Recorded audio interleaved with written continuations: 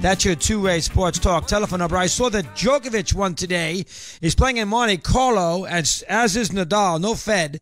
And Djokovic, who has done absolutely nothing for basically a year, with injuries and just disinterest. He really hasn't done anything at all. And Djokovic did win today. Boris Suriak, he knocked out at Monte Carlo. That kid, Suriak, I can't pronounce his last name, but he played very well against Federer at Indian Wells, his semifinalist. Played well in that match, so he's got some ability. And Djokovic won today, so we keep an eye on him as he begins his clay court campaign. Nadal is playing in Monte Carlo too. What else is new? 6-1, 6-1. I mean, he is not losing in that clay. No Federer, no Murray. So there you go. I just saw that. I want to make sure I get that on the board for you here in this busy day. And I'll tell you, give that. We have not mentioned this. Sullenberger, of course, with U.S. Air. When he landed in the Hudson River. How about this Tammy Steele? Is that her last name, Eddie? Who was the Navy fighter pilot? Who did I guess everybody reports, just did an absolute phenomenal job on this Southwest, I'm sorry, not Steele. It's Tammy Jo Schultz. Let's get her name right. Tammy Jo Schultz, who was hailed as a magnificent job getting that plane down yesterday after that plane basically cracked up with the engine in midair. I never trust Southwest Airlines jets, but the pilot here did a phenomenal job and got that plane on the ground in Philadelphia on a flight from LaGuardia to Dallas. And that's the first person, by the way. There was one person who passed away on this plane. That's the first person who has died in an air accident in the United States since 2009. So there you go. And this girl here, Schultz, did a tremendous job, who captained that Southwest plane. So we give her credit for that as we move it along. All right, get some calls in. 888 Mad Dog 6 is your two-way sports talk telephone number on this busy afternoon. Eddie, let's say hello to John in Sandusky, Ohio. Johnny, good afternoon. How are you today? What do you have for me? How you doing, Chris? Hello, John. Long-time Yankees fan here in Ohio. Okay. But I want to talk about these weather games, these cold weather games. I was wondering why we can't have more games in Puerto Rico, why we can't have Miami and Tampa play some games down there. And what the heck? Why can't we, even the Dominican, we could send some games down there? Part of it is facilities. I mean, the stadium in San Juan only holds 19,000 people. Not that that's going to make a big deal for Miami and Tampa, but if they go bring the Yankees down there to get them out of cold weather, that's a small stadium. And I'm not sure if the Dominican Republic has got a major league ready facility. The one in San Juan is barely doable. I'm not too sure if the one anywhere else in the DR is. So, but that has been suggested. Good call, John, to play some games in places where they love baseball and the weather's going to be pretty good. Mexico, Puerto Rico, Venezuela, the Dominican Republic. I don't know how feasible that is, because remember, the team that goes down there does miss the home date. Minnesota gave up 2 home dates to play these 2 games against the Indians in San Juan. So I don't know if these owners want to do that. I don't know who collects the. I'm not too sure who gets. I guess Minnesota takes the proceeds from this one, unless baseball donates it all to the rebirth of Puerto Rico. I don't know that. I don't know how this is working as far as the finances are concerned. 19,000 people went to the game last night. They sold concessions. They sold parking. So they made money doing something. I don't know if that just went for expenses. I don't know. I'm not sure how that worked. But the bottom line is the reason the facilities in most of these places is probably not quite up to par. Eric in Long Island on the hockey. He says, hello, Eric. Good afternoon. How are you today? Dog, tremendous job by Vegas. This is a hockey team before the season. Nobody thought this would be possible. It'd be the first team to, sweep the series. Well, what a job by Vegas. The one thing I think we've learned so far, especially in the Western Conference with San Jose and Vegas, these heavier teams like the Kings and Ducks, they just can't keep up with these teams. I think speed is a major factor in these games. I know these have been a lot of one-goal games, especially in that Vegas and Kings series. But I don't think the Kings had any idea, how quick Vegas would be in a series like this. And you got to give Gerard. That's a very good point. I haven't watched San Jose Anaheim. I have no idea. I have no feel of that at all. But I did watch. I did watch a lot of this series, and I think there's some truth to that. Let me fill you with the Ducks, because I had told you prior to the playoffs I made a play back in January on the Ducks. Long shot 22-1 with a lot of injuries at the beginning of the year. I mean, watching the first 3 games against San Jose, I mean, San Jose is skating circles around this team. I think the Kings and the Ducks, 2 teams that have been perennial playoff teams over the last 5 to 7 years. I think the league is changing. I just think the teams like the Ducks and the Kings, they're too heavy, they're too physical. That when they go up against a team with a lot of speed like San Jose and Vegas, they can't keep up with these teams. I think it's a major factor, especially in the early rounds of these playoffs. You know that? Fair point. All right. Now, how about the Capitals with their win last night? What do you think it might mean? Listen, I definitely get them off the mat. I mean, they've played well in this series. They've had a couple of 2-goal leads. I think the best thing for the Capitals is to get away from D.C. I think a lot of their playoff history and a lot of their troubles comes from playing at home. Once they get out on the road, I mean, I've seen them play against the Rangers in the past in playoffs. They've actually played the Penguins pretty well on the road. It seems whenever they get in these tight games at home, nothing ever goes their way. I think they're actually going to win Game 4 in Columbus. Now, I don't know if they'll come back and win the series. I think it's too close of a toss-up. They could get a bad bounce again in Game 5 or maybe lose in 6 games. But I think they're going to rebound. I think they'll win tomorrow night, get the series 2-2 going back to Washington. And then the pressure's back on them. I just think when they play at home, they get tight. Things happen at home. I can't figure it out why this team every year in the playoffs struggles at home. And, Dog, I'll leave you with this. I'm looking forward to Howard Katz. We got him penciled in for 3:05 on Friday. What time are we getting Katz on Friday? Well, we're working on that. Good call, Eric. He, of course, is schedule maker. We will see how Eddie puts that together. We hope on Friday. It might be on Monday.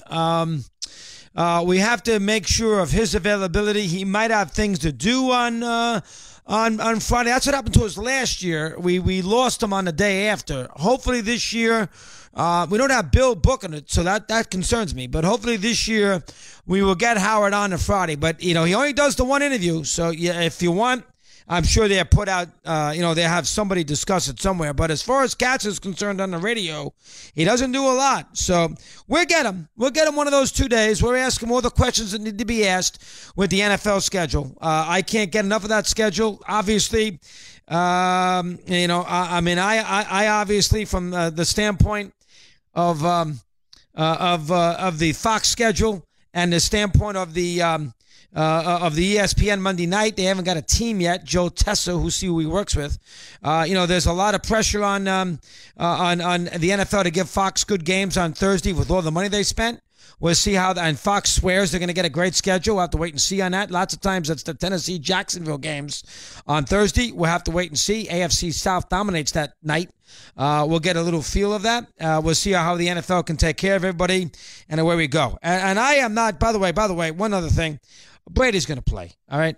Brady, I know Steve wanted to leave with this today. It's football. Why not get away from, breaking down Wild Wild and Jets? But Brady's not doing that to Kraft. And I know that report by Schefter got poo-pooed today by NBC Sportsnet. Brady, and that's Mike Florio. Brady's not doing that to Kraft. If you think Brady was thinking about retiring, he's not going to allow Kraft to trade Garoppolo. This is his father figure. Trade Garoppolo and then bail out on him 4 months later. Now, this might indicate that Brady, is getting near the end, but he is going to play in 2018. You can count on that. Tommy in Brooklyn, and he's with us here on Mad Dog Unleashed. Tom, good afternoon. How are you today? Chris, I've been listening to you since 1995 now. It's a long time. You're putting up with me for 27 years. Long time. Yep, go ahead. Yep. Yesterday, you took a completely unwarranted, unnecessary shot at Joe Benigno yesterday. What'd I say? Completely unnecessary. The guy called in about the Met game with DeGrom, didn't know what he was talking about. And you talk about, New York sports media don't know what they're talking about. Guys like Joe Benigno don't know what he's talking about. I'm very disappointed. First off, Tommy, it's a throwaway line. Boy, I tell you can't say anything right now. Somebody jumping down your back. It's a throwaway line, and the overall theme is correct. You might be a Met fan who wants to win every game, but you cannot blame Callaway. Now, you want to kill him last night for letting Reyes hit and not letting Gonzalez or Conforto get up there in the 6th inning with guys on base? That's fair. I do. He had Conforto, Nimmo, and Gonzalez on the bench. Of course I did. Well, I'll buy that. I'll buy that. But, Tommy, good call. You cannot blame him at all for taking DeGrom out of that game in the 8th inning the other night. 103 pitches on a frozen night at Citi Field. And he's your ace. That you can't blame him for. That is not fair. Here is Matt in L.A. He's with us here. He's on Mad Dog Unleashed. Matthew, good afternoon. How are you today, okay? Great, Chris. How are you? Fine, Matt. Nice to have you aboard. What's on your mind now? Let me hear. Good. Wanted to pick your brain a little bit on the supposed love affair with the Giants and Saquon Barkley. You think they'd be making a colossal mistake taking him with number 2 over the quarterback there, considering, I mean, you got to think Eli. I mean, after this year, I mean, they're really playing out the string. If they here's what I would say about the Giants. And here's what I would say about what is said, and good call, Matt. We haven't really got into this. I don't want to break down the NBA NFL draft 12 days before it's going to happen. We'll do some of this next week. But you definitely get the idea that there is a lot of people out there who don't think the quarterbacks are worth this high a selection. That's what it comes down to. Gettleman obviously doesn't think so. I don't think, you heard Sean Payton tell people there's not a franchise quarterback amongst these 4. The Jets moved up because they had to. Cleveland's got no choice. They have to take a QB. Buffalo has been desperate for a quarterback forever. They almost have to take one.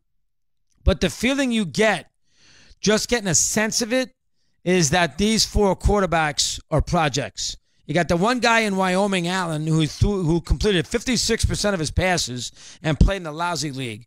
You got Donald, who does nothing but turn the ball over, 36 fumbles, 36 turnovers in 29 games. You got Rosen, who's had a lot of concussions, a bad record, and his coach is getting on him left and right. And you got Mayfield, who, everybody seems to like, but I caution people about Mayfield. He did nothing in his second half against Georgia with the game there to be won. Everybody wants to give him a pass on that. I don't. And the other issue is the Big 12 scares me as far as the quarterback play is concerned. That Big 12 league with quarterbacks, I'm concerned. I got Father Rob now, who is my concierge. He's my Robert Duvall to Marlon Brando. He's telling me I'm going to go Southwest to New Orleans, and I'm always never trusting Southwest, so he's mocking me that I'm going to allow my child to fly Southwest. There you go. Rob, of course, who spent 9 years in the Vatican and then somehow bailed out, and now he's in Rapid City, South Dakota, thinking about getting married. Hello. Well, you got a problem with that? Well, Vatican, Steve is. How you doing, Steve? Very good. Very good. Thanks for asking. You doing okay today? Sure, yeah. Feeling okay? All right. Yeah. We did the Yankees early. Did you do Brady today? You made a good point. No way Brady's going to do that to Kraft right out of the gate. Not a chance. I don't see it. I mean, it's not. Look, we all know he's playing.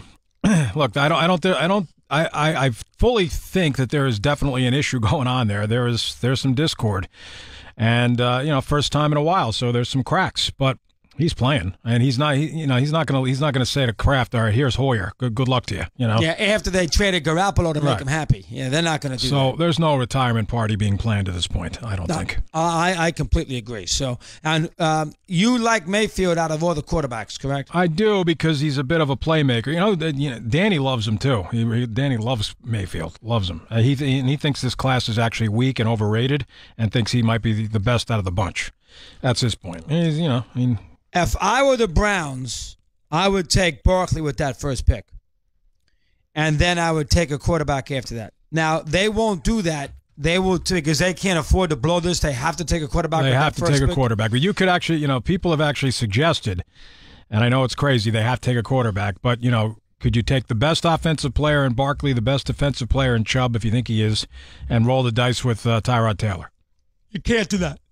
You can't do that.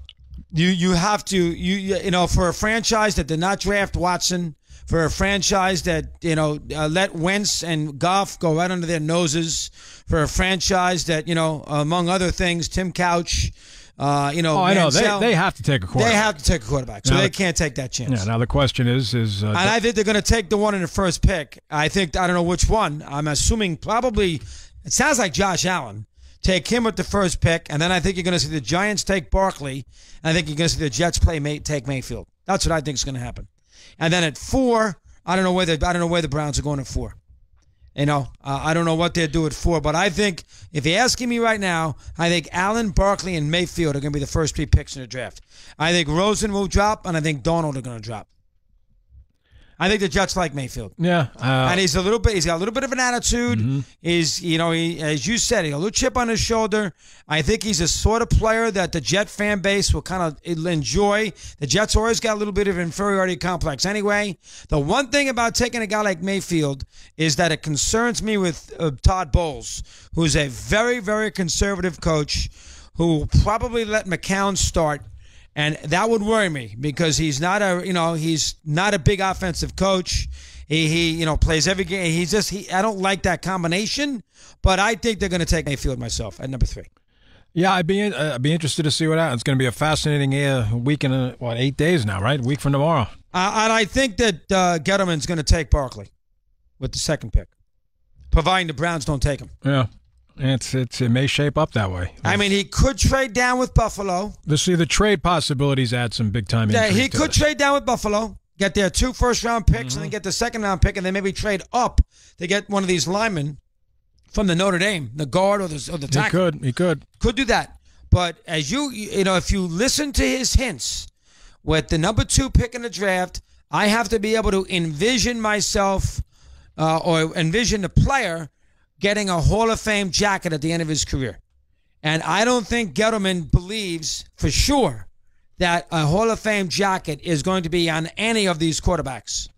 And I think he thinks to Chubb, I think he thinks to Guard, and I think he thinks Barkley are Hall of Famers. So I think he's going to take one of those. I think at the end of the day, one of those 3 are going to be Giants. Yeah, there's look. I mean, I've read and heard a lot of the same things you have. Yeah, I don't want to make it. This is not my thing. This is you're right. Good point. This is not Chris Russo. This is just the feeling you get paying attention to the New York area about the Giants with this pick. Mm-hmm. Yeah, this quarterback class is interesting, though. It may not be what it's cracked up to be by a lot of people. And, a couple of teams need quarterbacks in a worse way. The Bills, 3 teams. Well, really 4. But, the Jets and the Browns specifically and the Bills, and they might be forced to take a quarterback who turns out to be not so great. Mm-hmm. That's why if I'm the Browns, I take the sure thing at 1, and that's Barkley. If I'm the Browns, I am walking out of here with the best player in this draft, pound for pound, and that's the running back. And then I will worry about the 4th pick later on. See, if they take the quarterback first, Stevie, and then he turns out to be not so good, and Barkley goes to the Giants and he turns out to be a Hall of Famer, and the Bills just take a pretty good player at 4, the Browns take a pretty good player at 4, they killed themselves in this draft. The Browns, with the top 2 picks and the first 4 picks, have to walk out of here with a Hall of Famer. I don't see how you can. They got 2 chances to get a Hall of Famer. They got to get one. And there's no guarantee that those quarterbacks are Hall of Fame caliber quarterbacks. And Barkley, I think, is. But they're probably going to take a quarterback, all that being said. Yeah, probably will. Now, but the other argument is, Stevie, to me, they could get a quarterback at the 4th pick. Yeah, they could easily. Because the Giants, now listen, if the Browns take Barkley, the Giants might trade down with Buffalo. Trade down with Buffalo. So then the Bills would have the 3rd choice, not the 2nd choice. It's the one negative. But if I were the Browns, if I was John Dorsey, I am not leaving this draft without Barkley on my team. Because I think he's better than the 4 quarterbacks. I know he's not a great need pick, but I'm taking him The first. issue is, we know it. The Browns in the past have passed on the likes of Wentz and Watson, and now they're going to have a gun to their head, so to speak, that if they don't take a quarterback, it's going to be a catastrophe. Well, think about this for a second. How about if they take Barkley and the Giants take Chubb? And then the Jets have their first choice of quarterbacks. But then the Browns would have the 2nd pick. Mm-hmm. And the Jets, I don't know if they take Mayfield. Maybe they would take somebody else. But how about if that happened, and then they'd have the 2nd pick out of the 4, and they got Barkley to boot? Yep. That's what I would do. Now, I don't think Cleveland's going to do that. But that's what I would do. I've said that from day one. Now, if everybody takes a quarterback, in the top 3 picks, which is not impossible, you know what I mean? Whatever the order is, it's not impossible. I don't think the Giants will take a quarterback, but it's not impossible that they could. Well, they could trade. Right. Yep. And then, could Barkley drop, down to maybe the Colts or even the Bucks at 6 and 7. I mean, it's not crazy. I think if Barkley's there at 2, the Giants are taking him. Yeah. I think the Giants are taking him. They need a running back. They haven't had a good running back there in a long time. I think the Giants are taking Barkley myself. I really do. Now, you want to tell me that Buffalo blows them away with some trade? I'll buy that. But Buffalo did sign McCarron to a 2-year deal. Yeah. I don't know. If you're Buffalo, you could also stand pat, and maybe Lamar Jackson falls in your lap. I mean, if you I don't like Lamar Jackson in the NFL. Bridgewater's was never a great quarterback before the injury. I don't like Jackson. The games that I see him against good defenses, he never does anything. LSU bowl game, he stunk 2 years ago. Yeah, a lot of people say he's a massive case of the dropsies with those receivers. But Steve, he's inaccurate though. Mississippi State, not good. Did you see the Clemson-Louisville game this year? Did not play well. I saw the game.